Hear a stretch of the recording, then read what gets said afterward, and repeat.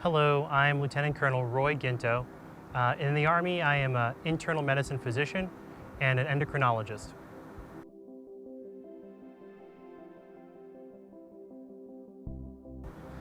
I went to undergrad at the George Washington University in Washington, D.C.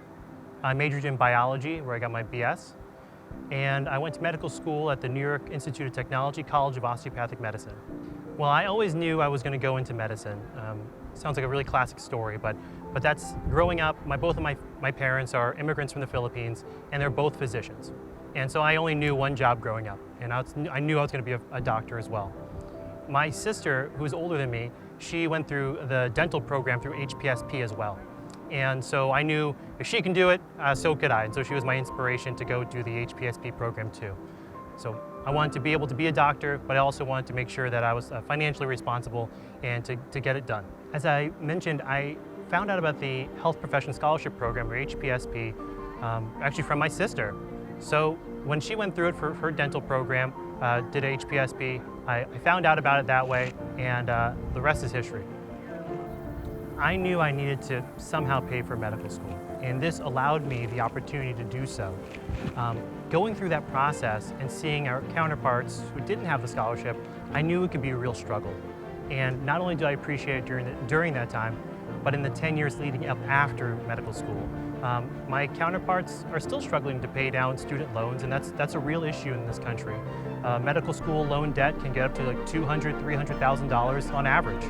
So being able to pay full tuition, not only that, but to pay for books, supplies, and also our stipend goes a long way. It's huge. I went to the medical school that would have me, and that was the best place for me. And I am lucky, I count my lucky stars every day, that it's not easy to get into medical schools. So for all those who are applying, good luck, keep working hard at it. It is not easy. But once we got into medical school, got that acceptance letter, that's when I started to apply and got with my recruiter to start working at getting approved for the HPSP program. I wouldn't say it's terribly different from any other scholarships you're applying for, the standard information they want from you. But a part of that application process is making sure that you're both mentally and physically fit to serve. So those are the biggest things. Towards the end of your medical school career, you'll have your own match day. So in the civilian world, they have a match day for residency. In the military side, you'll have a military match day, which often precedes the civilian match day. And it often takes off the pressure from you even early on, even months before your civilian counterparts, to know where you're going to be heading to for residency training after graduation. Having the HPSP gave me the ability to focus, I think, more on my academics and a little less. That financial stress is real. And so that takes a toll on students, part of their bandwidth. And so at least was one part of my mind I could use and still focus on being a medical student. The military gives you a unique opportunity to not only do the things that you would do in a residency program or fellowship and learn everything you can to be the best doctor you can be, but it gives you opportunities to become a leader, a soldier, to become both a follower, a leader, and a soldier. And so there's so many growth opportunities out there. For instance, I was assistant chief of a clinic, or I was a battalion surgeon overseas, or I got to do training opportunities and missions in different continents, in different parts of the United States. So the ability to just go and see different people, different cultures, train with different joint environments with different nations, it's really built and cultivated leadership and experience that are above and beyond. There are a lot of difficulties, and there are a lot of things that you have to overcome in the military, and that's true. And you have to be able to adapt and overcome.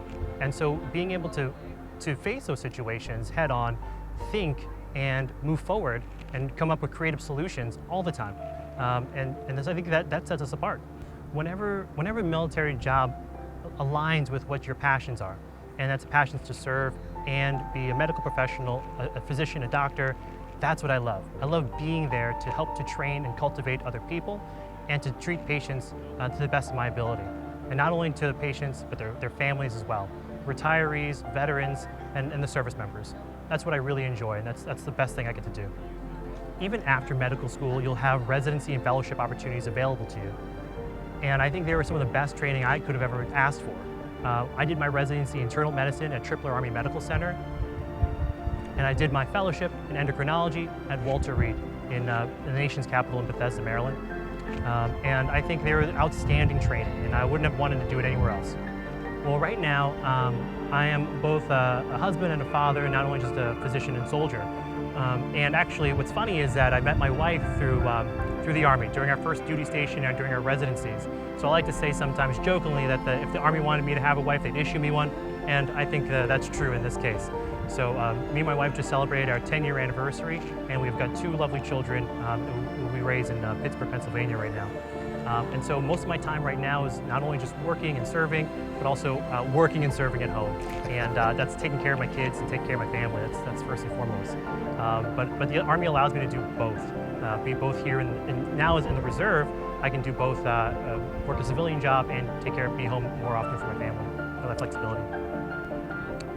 As I mentioned, I think when I met my wife and we fell in love when we got married in Honolulu, Hawaii, and when we were both serving at Tripler Army Medical Center. And so I think one of our favorite duty stations for us when we were young and carefree, I think that's probably one of the most memorable places that has a place in my heart.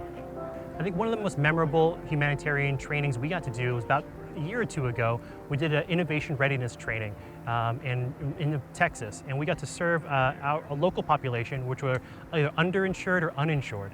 And that was very meaningful because it's real world, it's real application of our medical skills, and we're helping real people. And that was really quite fantastic. In the military, I've had leadership roles, something small like a squad leader, larger like a platoon leader. I've been a battalion surgeon for up to several hundred soldiers overseas. I've been an assistant chief of a clinic at a major medical center, and I look for any new opportunities all the time to kind of expand all those experiences that I've had. Study hard, be the best doctor you can be, because it's not easy, and I tell it to everybody, it's not easy, but when you're done with medical school, there's still more training to be had. But at every level, train to the best of your ability, become the best medical student, be the best doctor or resident you can be. My name is Lieutenant Colonel Roy Guinto, and this is my Army story.